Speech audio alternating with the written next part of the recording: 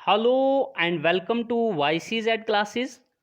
बच्चों, आज हम जो टॉपिक पढ़ने जा रहे हैं उसका नाम आप अपनी कॉपी पे लिखेंगे। Physical physical significance physical significance of Gibbs free energy. क्या करेंगे आज हम? Physical significance of Gibbs free energy. इससे पहले वाले लेक्चर में हमने गिब्स फ्री एनर्जी या फ्री एनर्जी जो होती है वो हमने पढ़ा था। Change in Gibbs free energy हमने पढ़ा था, ठीक है। उस पर एक एक्सप्रेशन भी हमने निकाली थी जिसमें हमने गिब्स हेल्महोल्ट्ज इक्वेशन डिराइव की थी, ठीक है, जो कि थी delta G equals to delta H minus T delta S, ठीक है। तो उसके बाद में हमने यूनिट्स ऑफ डेल्टा जी वगैरह डिस्कस किया था। तो आज हम physical significance of Gibbs free energy शुरू करेंगे यानी पढ़ेंगे, ठीक है। तो बेटा आपको मैं पढ़ने से पहले बताऊंगा, प्लीज़ अगर चैनल सब्सक्राइब नहीं किया है please please please it's my humble request to you that firstly subscribe my YouTube channel अगर आपको लेक्चर अच्छा लगता है, ठीक है। And then share it to your friends also and also hit the bell icon so that कि कोई भी वीडियो लेक्चर में जो अपलोड करता हूँ उसका नोटिफिकेशन आपको मिल जाए। चलिए लेक्चर को शुरू करते हैं बेटा। कि physical significance of free energy जो यहाँ पे मैं आपको बता रहा हूँ इसको आप अपनी कॉपी लेके शुरू कीजिए, पेन वगैरह लेके। Gibbs free energy change is related to, बेटा देखो गिब्स फ्री एनर्जी मैंने आपको बताया कि ये एक फ्रैक्शन होता है, मिनिमम अमाउंट ऑफ एनर्जी होता है, fraction of the total amount of energy होती है that can be converted to do the useful work, जिसको हम कन्वर्ट करते हैं वर्क डन यूजफुल करने के लिए। और इंपॉर्टेंट चीज है that this work done here is other than pressure volume work. आपको याद होगा मैंने कहा था आपको कि थर्मोडाइनेमिकली जो मैकेनिकल वर्क हम नॉर्मली लिखते हैं ना W equals to F into S, तो मैंने कहा था ये हम इस तरह से जनरल सेंस से कहते हैं मैकेनिकल वर्क में, लेकिन हम इस मैकेनिकल वर्क को यहाँ थर्मोडाइनमिक्स में क्या लिखते हैं? प्रेशर वॉल्यूम वर्क के हिसाब से लिखते हैं, इसको हम प्रेशर वॉल्यूम वर्क मानते हैं। W इक्वल्स टू जिसका रिलेशन हमारे पास P डेल्टा V आया था, ठीक है, बताया है मैंने आपको ये पीछे। तो अब यहाँ पे जो हम पढ़ने वाले हैं physical significance of Gibbs free energy, इसको हम थोड़ा सा यहाँ पे जो एक्सप्रेशन इस पे लिखेंगे बेटा, आप लिखोगे वी नाउ दैट देखो देखो हम जानते हैं first law of we know that from first law of thermodynamics. बेटा फर्स्ट लॉ ऑफ थर्मोडाइनमिक्स जब हमने पढ़ा उससे हम ये चीज़ जानते हैं कि वहाँ मैथमेटिकल रिलेशन हमने लिखा, बार बार मैं बोल रहा हूँ, delta E equals to Q plus minus W। Plus W लिखा work done on the system, Q minus W लिखा work done by the system. तो मैं अभी थोड़ा लेके आ रहा हूँ Q माइनस W, ठीक है। चलिए ये मेरी इक्वेशन फर्स्ट हो गई, ठीक है। Delta E is equal to Q minus W as per the first law of thermodynamics में लिख रहा हूँ, लेकिन ये वर्क ऑफ एक्सपेंशन है, यहाँ पे आप ध्यान करेंगे। तो मैं इसको थोड़ा सा लेबल कर रहा हूँ यहाँ पे इक्वेशन फर्स्ट को, वेयर Q क्या है? Q इज हीट या heat energy absorbed bye the system, heat energy absorbed bye the system है। चलिए ठीक है बेटा। नेक्स्ट आप बताएंगे यहाँ पे डेल्टा E क्या है, इसे भी आप जानते हैं, it is change in internal energy, change in internal energy, okay. उसके बाद है आपके पास W equals to work done, ये वर्क डन है लेकिन बाय द सिस्टम, क्योंकि मैंने वहाँ पे माइनस लिखा हुआ है, अच्छे से समझाया है। अगर आप पिछले लेक्चर्स देखेंगे तो मैंने आपको समझाया है work done by the system negative होता है, उसको हम माइनस से रिप्रेजेंट करते हैं और वही वर्क ऑफ एक्सपेंशन माना जाता है, work done by the system. और अगर हमारा work done on the system होता है उसे हम पॉजिटिव साइन से समझते हैं और उसको हम वर्क ऑफ नॉन एक्सपेंशन या वर्क ऑफ कंप्रेशन भी समझते हैं। तो चलिए ये कुछ यहाँ पे हमने चीज़ें लेबल की इक्वेशन फर्स्ट की कि ये क्या है, इसमें फलां चीज़ क्या है और W वगैरह क्या है या डेल्टा E Q वगैरह क्या है, ठीक है। चलिए इसके बाद आप लिखेंगे कि यहाँ पे ध्यान रहे generally the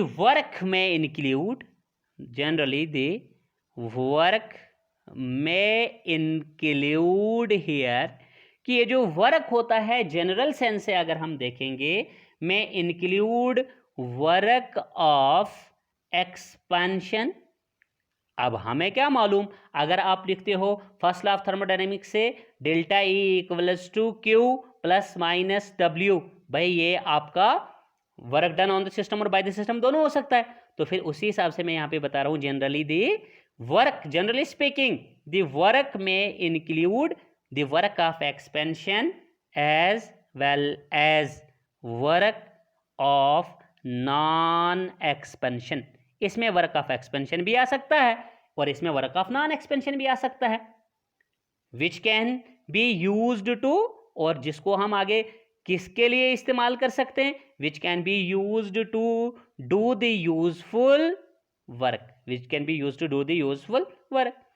अब यहां पे हम फिर कहेंगे अगर ये सिचुएशन है यहां वर्क डन की कि एक्सपेंशन वर्क और नॉन एक्सपेंशन वर्क भी हो सकता है, देन इक्वेशन फर्स्ट बिकम्स, तो इक्वेशन फर्स्ट क्या होगी, ये थोड़ी मॉडिफाई होगी। हम लिखेंगे delta E equals to Q minus, minus ऐसे रख रहे हैं हम, डब्ल्यू की जगह हम लिखेंगे बेटा work of expansion plus work of non expansion, work of expansion plus work of non expansion. अब यहां से थोड़ा मैं देखता हूं, this implies delta E equals to, यहां पे बेटा आप क्या करते हो, डेल्टा इक्वल्स टू मत लिखिए, डेल्टा ई ये देखिए equals to Q minus work of expansion plus work of non expansion हमने यहां पे लिखा हुआ है। तो अगर मैं यहां पे लिखूं इस तरह से इसको, दिस इंप्लाइज, अगर मैं क्यू को इधर ही रखूं जहां पे ये है राइट साइड पे, minus of work of expansion और प्लस, मतलब माइनस है वो माइनस पे प्लस ये भी माइनस बनेगा, माइनस इंटू प्लस ये भी माइनस बनेगा, work of expansion minus of work of expansion plus work of non expansion को जब मैं यहाँ राइट साइड से ट्रांसपोज लेफ्ट साइड में करूंगा तो लेफ्ट साइड में पहले वहां पे डेल्टा ई है, तो ये minus of work of expansion plus work of non expansion आके यहाँ पे प्लस हो जाएगा और ये लिखने में आएगा यहाँ पे work of expansion plus work of non expansion. समझ आइए आपको, ये हम इस तरह से Q इज इक्वल टू इसके बराबर लिखेंगे यहाँ पे, ठीक है। तो दिस मीन्स दैट कि मेरे पास Q equals to delta E plus work of expansion plus work of non expansion यहाँ पे इस तरह से आया। Let it be my equation relation number second. But बेटा अभी अभी मैंने आपको बताया और हम पढ़े भी हैं बहुत बार, बट वी नाउ दैट, हम अच्छे से जानते हैं दैट वर्क ऑफ एक्सपेंशन को हम जनरली लिखते हैं, work of expansion is the pressure volume work. Work of expansion को हम क्या मानते हैं, जनरली क्या मानते हैं, pressure volume work. And we also know that, and we know that it is, that means pressure volume work is given by the relation, और ये किस रिलेशन से दिया जाता है, and is given by the relation P delta V, work of expansion. ठीक, अगर work of expansion P delta V है, then इक्वेशन सेकंड बिकम्स, तो इक्वेशन सेकंड थोड़ी बेटा मॉडिफाई हो जाएगी और वो बनेगी Q is equal to delta E, बिल्कुल लिखेंगे, प्लस वर्क ऑफ एक्सपेंशन जो वहां पे लिखा हुआ है उसकी जगह पे मैं लिखूंगा P डेल्टा V, क्योंकि वर्क ऑफ एक्सपेंशन जो है वो P डेल्टा V होता है, तो प्लस लिखेंगे वर्क ऑफ नॉन एक्सपेंशन। तो यहां फिर से फर्स्ट लॉ ऑफ थर्मोडायनेमिक्स आ रहा है। अभी भी पिछले वाले टॉपिक में मैंने जो है वो बताया था आपको कि by using first law of thermodynamics delta E plus P delta V equals to Q आता है, और Q amount of heat at constant pressure equals to delta H आता है। यानी मैं delta E plus P delta V की जगह पे डेल्टा एच डायरेक्टली लिखूंगा भैया। मैंने पिछले लेक्चर्स में आपको अच्छे से समझाया है, ठीक है। जब देखो ना फर्स्ट लॉ ऑफ थर्मोडायनेमिक्स, मैं यहाँ पे लिखूंगा this implies Q is equal to Q is equal to delta E plus P delta V की जगह पे मैं लिखूंगा, फिलहाल मैं यहाँ पे बता रहा हूँ कि मैं क्यू लिखूंगा और प्लस लिखूंगा वर्क ऑफ नॉन एक्सपेंशन। लेकिन क्यू की जगह फिर मैंने नेक्स्ट स्टेप करना है, फिर मैंने लिखना है क्यू इज इक्वल टू, यहाँ पे लिखना है उस क्यू की जगह पे डेल्टा एच, इस वाले क्यू की जगह पे लिखना है डेल्टा एच, क्योंकि क्यू एट कॉन्स्टेंट प्रेशर जो है वो किसके बराबर होता है, क्योंकि यहाँ देखिए ना, यहाँ पे आपका पी डेल्टा वी में प्रेशर कॉन्स्टेंट है, तो P delta E plus P delta we जो क्यू के बराबर है वो क्यू आप कॉन्स्टेंट प्रेशर पे मानेंगे और क्यू पी हो जाएगा, तो Q P heat energy at constant pressure जो है वो हमारा डेल्टा एच आता है, जो हमने पीछे वाले लेक्चर्स में पढ़ा है, समझा है आपको, ठीक है, वो डेल्टा एच के बराबर आता है।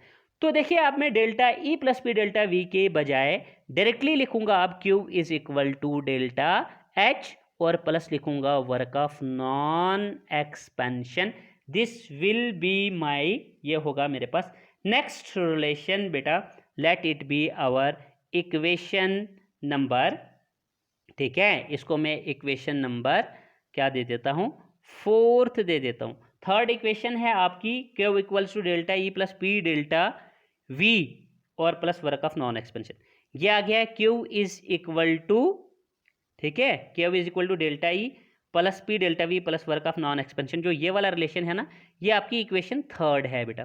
तो ये जो यहाँ से आ रही है Q is equal to delta H, जो P delta E plus P delta V की जगह पे मैं डेल्टा एच करके लिख रहा हूँ और plus work of non expansion, ये आ गई आपके पास इक्वेशन नंबर 4th। अब इस इक्वेशन 4th से आगे जब हम बढ़ेंगे, यहाँ आप साइड पे लिखेंगे इसको, बिकॉज ये डेल्टा एच आपने यहाँ पे कहाँ से ला दिया बीच में, तो आप बताओगे because by using first law of thermodynamics, मैंने यहाँ first law of thermodynamics use किया, दैट इज वो क्या था, वो था आपके पास कि delta E plus P delta V, delta E plus P delta V equals to Q, या Q is equal to delta E plus P delta V, and furthermore, और एक चीज ये भी furthermore Q, that means Q eight constant pressure is equal to delta H. तो इस तरह से आपको समझ में आ जाएगा, ठीक है। तो यहाँ से बेटा आपने देखा कि हमारे पास ये जो इक्वेशन 4th आई हुई है, ये मैं ज़रा यहाँ पे टॉप पे लिख कर रखता हूँ, ये इक्वेशन 4th जो है ये बड़ी कॉम की है आपके पास, यहाँ पे आपके पास आया है Q is equal to delta H, ठीक है, और प्लस आया है आपके पास वर्क ऑफ नॉन एक्सपेंशन, इसको हमने इक्वेशन नंबर 4 बताया है यहाँ पे, ठीक है। अब देखो बच्चों यहाँ पे but for a spontaneous, but for a process carried out, आपको याद होगा मैंने एंट्रोपी जब आपको पढ़ाई थी, एंट्रोपी वाला टॉपिक जब पढ़ाया था, तो वहां पर मैंने एंट्रोपी को बताया स्टेट फंक्शन है भाई, ये हैं delta S equals to S two minus S one, साथ ही साथ वहां पे किया था मैंने आपको ये भी चीज बताई थी, for a reversible isothermal process this entropy change can be written as Q reversible by T, अगर आपको याद हो तो, ठीक है, वहां पे मैंने लिखवाया है आपको कि डेल्टा एस कितना आता है रिवर्सिबल आइसोथर्मल प्रोसेस के लिए, Q reversible isothermal by T, temperature लिखवाया मैंने रिलेशन आपको वहां पे, ठीक है। तो वही बात मैं यहाँ पे कर रहा हूँ, but for a process carried out reversibly, अगर कोई प्रोसेस जो है वो रिवर्सिबली हो रहा हो और वो भी एट कॉन्स्टेंट टेम्परेचर पर, देन बेटा entropy change is given by the relation, entropy change कैसे आएगी, delta S is equal to Q reversible by T, Q reversible isothermal by Q reversible, और ISOB शॉर्ट में लिखेंगे यहाँ पे आप, Q reversible isothermal by T, reversible process है और आइसोथर्मल है, तो यहाँ पे मैंने बताया but for a process carried out reversibly and isothermally बोलो या एट कॉन्स्टेंट टेम्परेचर बोलो, आइसोथर्म मतलब कांस्टेंट टेम्परेचर पर हो, तो then entropy change is given by delta S equals to Q reversible isothermal by absolute temperature T. अब this implies that, यहां से हम निकालेंगे एक conclusion this Q amount of heat, जिसको हम लिखेंगे reversible isothermal, Q reversible isothermal is equal to, बेटा जब हम इसको यहाँ पर सिंप्लीफाई करेंगे ना, delta S equals to Q reversible isothermal by T, तो क्यू रिवर्सिबल इक्वल्स टू, जिसका डिनोमिनेटर कुछ नहीं 1 आएगा ना, क्रॉस मल्टीप्लाई लगेगा इसका, और डिनोमिनेटर्स को मल्टीप्लाई नहीं लगेगी क्योंकि बीच में इज इक्वल टू की साइन है, तो ये आएगा क्यू रिवर्सिबल को 1 से मल्टीप्लाई करके क्यू रिवर्सिबल आएगा equals to T delta S आएगा, क्या आएगा T delta S, T delta S आ गया। ये हो गई आपकी equation number 5, T delta S. देखो आपने मैथमेटिकली पढ़ा है कि मैथमेटिक्स के अंदर कि अगर कोई दो इक्वेशन है, जरा इक्वेशंस 4 और 5 को देखो बेटा। इक्वेशन 4 कहती है Q is equal to delta H plus work of non expansion, equation 4 कह रही है। इक्वेशन 5 कह रही है Q रिवर्सिबल, Q ही तो कह रही है ना, लेकिन अगर कंडीशन रिवर्सिबल और आइसोथर्मल की है, लेकिन है तो Q ही, जो Q आपकी इक्वेशन 4 में भी है लेफ्ट साइड पे, और इक्वेशन 5 पे वो Q बराबर है टी डेल्टा एस की। तो मैथमेटिक्स में हमने पढ़ा कि कोई भी दो इक्वेशंस की अगर कोई दो साइड्स बराबर है तो उसकी बाकी वाली साइड्स दो बराबर होती, यानी यहाँ पे लेफ्ट साइड्स हमको बराबर दिख रही है, राइट साइड भी आपस में बराबर होंगी। या तो आप लिखोगे from equation 4th and 5th, या लिखोगे फिर आप use equation 5 in equation 4th we get. I think यहाँ हम लिखेंगे from equation 4th and 5th we get. इनको कंपैरिजन करके हमको क्या मिलेगा बेटा, हम ये लिखेंगे यहाँ पे इनको कंपेयर करते हुए कि टी डेल्टा एस, टी, ठीक है, क्या लिखेंगे, T delta S is equal to, T delta S is equal to delta H plus work of non expansion. Clear?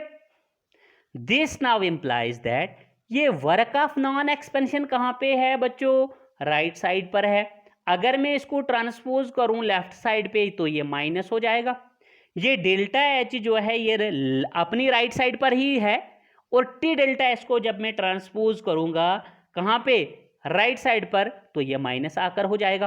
तो कुछ इस तरह से होगा, आप इसको लिखोगे the above equation on rearrangement gets converted into, तो देखो plus work of non expansion जब लेफ्ट साइड पे मैं ट्रांसपोज करूंगा राइट से, तो वो हो जाएगा बेटा minus of work of non expansion equals to, यहां लिखूंगा डेल्टा एच अपनी जगह, टी डेल्टा एस प्लस में लेफ्ट साइड पे है, राइट साइड में जाकर वो माइनस टी डेल्टा एस आएगा। ये रिलेशन आप याद रखना, minus of work of non expansion equals to delta H minus T delta S आ रहा है।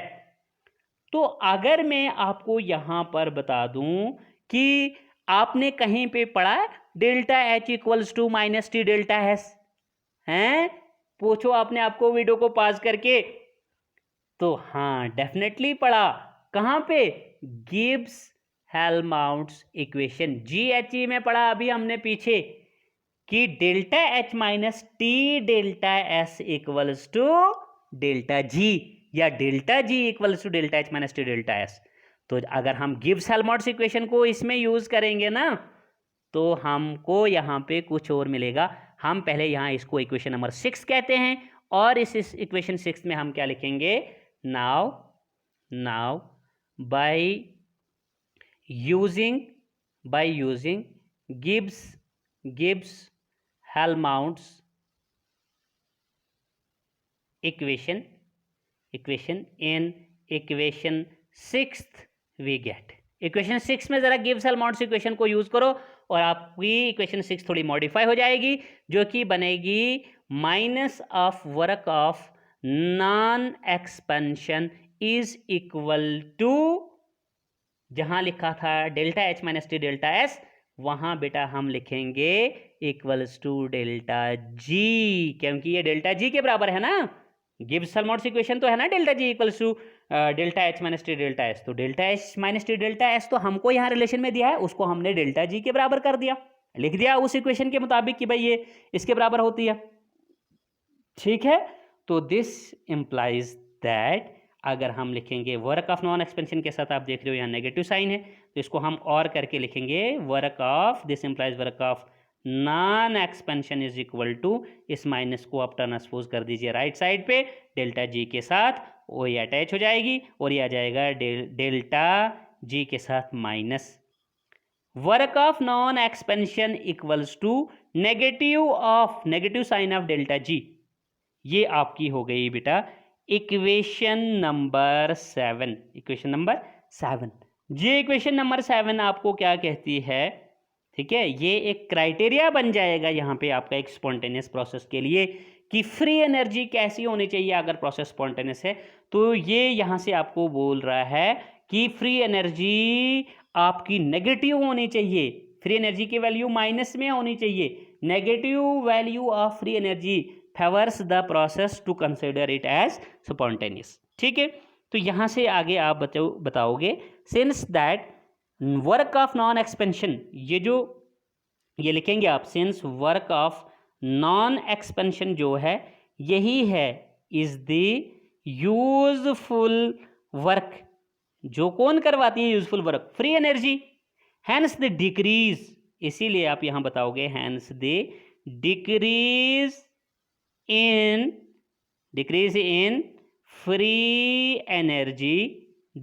Free energy of a system during a process is a measure of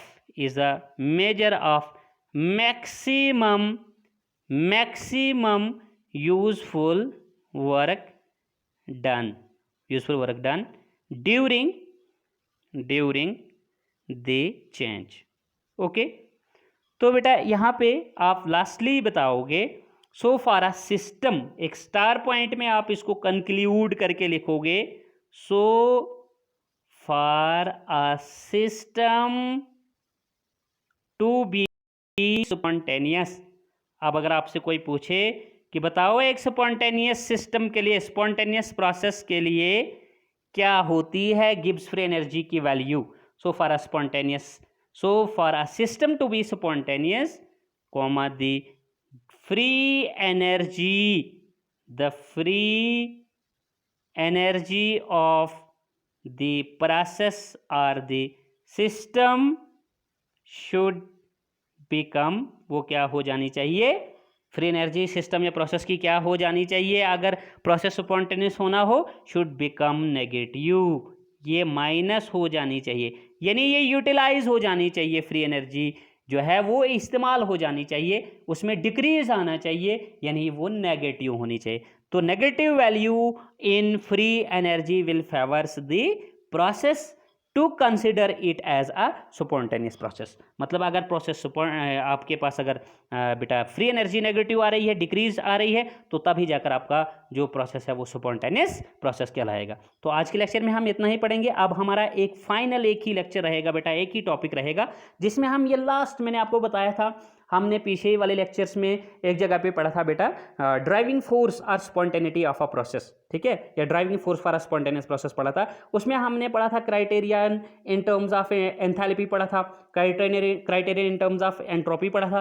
तो वहाँ पे कुछ एंथैल्पी के क्राइटेरियन में मैंने आपको बताया था कि अगर हम जनरली बात करेंगे तो एंथैल्पी नेगेटिव आती है, ठीक है, negative value of enthalpy favours a spontaneous process. But वहाँ पे हमने कहा था कि ये कोई फाइनल क्राइटेरिया नहीं होता है, क्योंकि स्टिल कुछ प्रोसेस ऐसे होते हैं कि जो क्या होते हैं, जो एक्सोथर्मिक होने के बावजूद जो है वो नॉन स्पॉन्टेनियस होते हैं, यानी स्पॉन्टेनियस नहीं होते हैं। तो इसलिए वहाँ पे हमने कहा था कि एंथैल्पी कोई फाइनल क्राइटेरिया नहीं है। अब जो फाइनल क्राइटेरिया बनेगा वो हम गिव्स फ्री एनर्जी से बनाएंगे, डिसाइड करेंगे। किससे करेंगे? Gives free energy function, gives free energy change जो हमने पढ़ा, इससे हम फाइनल स्पॉन्टेनिटी किसी प्रोसेस की जो है वो डिसाइड करते हैं। वो हमारा आखिरी लेक्चर होगा इस यूनिट से बेटा। तो आज के लेक्चर में इतना ही। Goodbye, take care, stay fit and stay safe.